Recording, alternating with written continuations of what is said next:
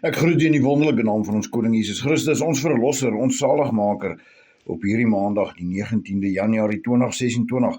Ek is Jacques Pieters, hierdie is Brood vir die Siel, 0720202615.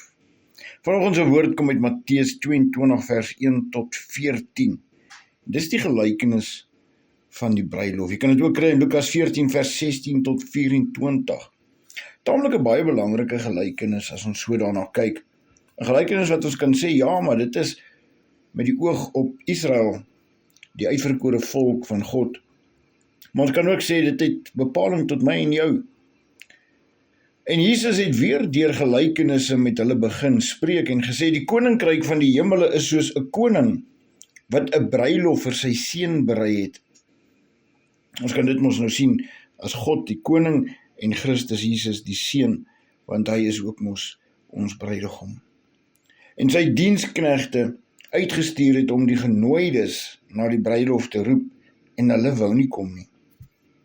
Toe Jesus mos nou hier op die aarde was, het hy daar in Israel ingekom, en baie van die Jode het nie geglo dat hy die Christus is nie. Baie van hulle glo dat die Christus van die Bybel, van die Ou Testament, moet nog kom. Dit was nie hy gewees nie.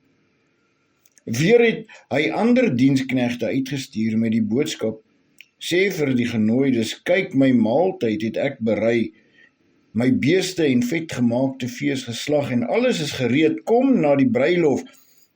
God het mos profete deur die tye gestuur, hy het Johannes die Doper gestuur, hy het die disippels gestuur, en selfs Jesus was daar. Maar hulle het hul daaraan nie gesteer nie en weggegaan, een na sy eie stuk land en 'n ander na sy handelssaak.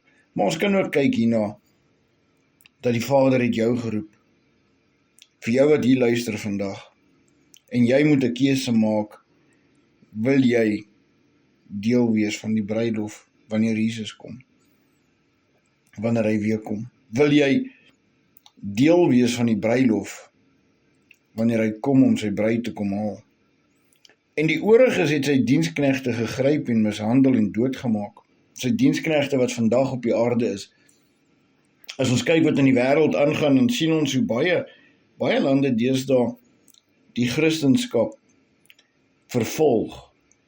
Hoe ons nie meer op strate mag preek of bid, in sekere lande nie.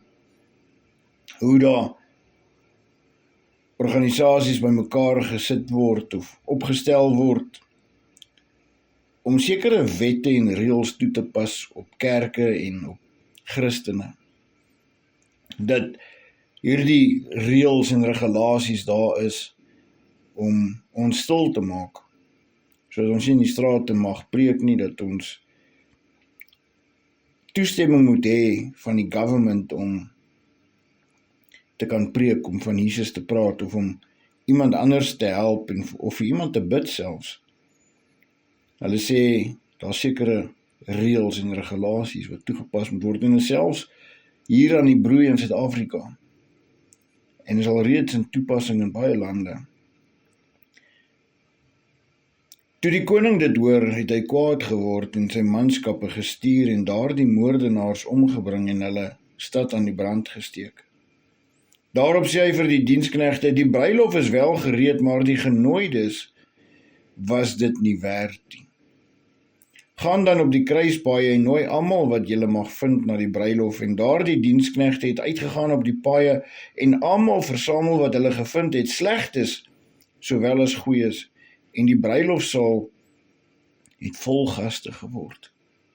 Jy sien, ons sien deesdae mense wat weet hulle lewe was nie in orde nie, wat weet hulle het verkeerd gelewe en dit erken en vergifnis vra en regtig tot bekering kom en heeltemal 'n omdraai maak in hulle lewe en dan ook 'n verandering maak in ander mense se lewens. En dit is wat met elkeen van ons moet gebeur. Elkeen van ons wat besef, ons is dit nie werd nie, maar deur die bloed van Christus het hy ons werd gemaak deur aan die kruis te sterf vir ons en om op te staan, om die dood te oorwin, het ons toestemming om God te vra om ons te vergewe.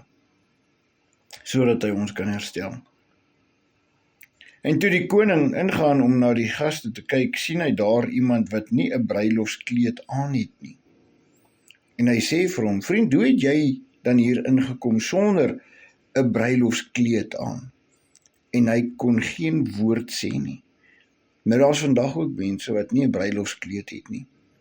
Wat nie deur die stappe gegaan het om wedergebore te word nie.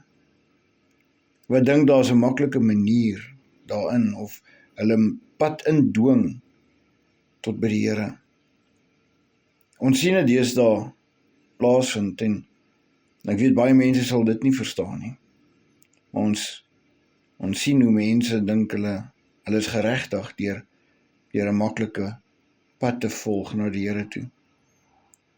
En sonder om hulle skandes en sondes voor God te bely, sonder om tot bekering te kom. Daar is nie 'n ander pad nie. Moenie luister na wat mense sê nie. Lees jou Bybel en luister na die woord van die Here. Daar is nie 'n ander pad nie. Toe sê die koning vir sy dienaars, bind sy hande en voete, neem hom weg en werp hom in die buitenste duisternis. Daar sal geween wees en geknars van die tande, want baie is geroep, maar min uitverkies. Kom ons bid saam. Hemelse Vader, dankie dat U ons almal geroep het. Dankie vir elkeen wat geantwoord het en gereageer het en gereed maak om by die bruilofsmaaltyd, by die bruilofsdag aan te sluit. Wat gereed gemaak het om verseker te weet hulle die regte dinge gedoen, dat hulle deur die bekering is, dat hulle wedergebore is.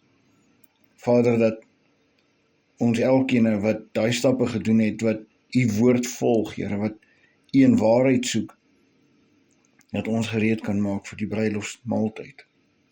Vader, hou ons sterk in die naam van Jesus. Hou ons sterk, Here. Want ons weet in hierdie dae is daar baie vervolging en baie dinge wat gebeur in baie dele van die wêreld, en ons hoor hoe dit selfs hier so aan die broei is. Maar ons weet, Here, dat ons is onder U hand en U gaan ons beskerm. Want U woord is 'n belofte. En ons het 'n behoefte in dit. In Jesus naam. Amen. Onthou, lees jou Bybel. Moenie toelaat dat die wêreld jou mislei nie. Groete.